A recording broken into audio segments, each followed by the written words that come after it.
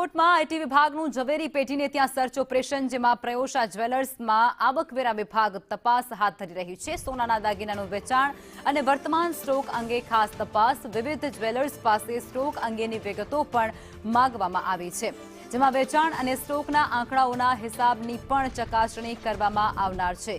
આ વિગતો સામે આવી રહી છે રાજકોટથી, જેમાં વિવિધ જ્વેલર્સ પાસે આંકડાકીય માહિતી માંગવામાં આવી રહી છે. વેચાણ અને સ્ટોકના આંકડાઓના હિસાબ જે અત્યારે લેવામાં આવી રહ્યા છે. સંવાદદાતા મયુર અમારી સાથે જોડાયા છે, વધુ વિગતો આપવાના છે. જી મયુર.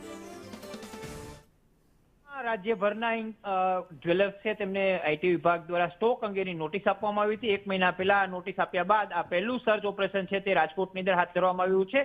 કોટેચા ચોક અને પેલેસ રોડ ખાતે બંને પેઢીઓ આવેલી છે ને કે જ્યાં ઇન્કમટેક્સ વિભાગ દ્વારા ગઈકાલે બપોર બાદ સાંજથી સર્ચ અને સર્વેની ઓપરેશનની કાર્યવાહી છે તે હાથ ધરવામાં આવી રહી છે. જો સ્ટોકની અંદર કોઈ અનિયમિતતા મળશે તો ઇન્કમટેક્સ વિભાગ આગળની કાર્યવાહી હાથ ધરશે. જી આભાર.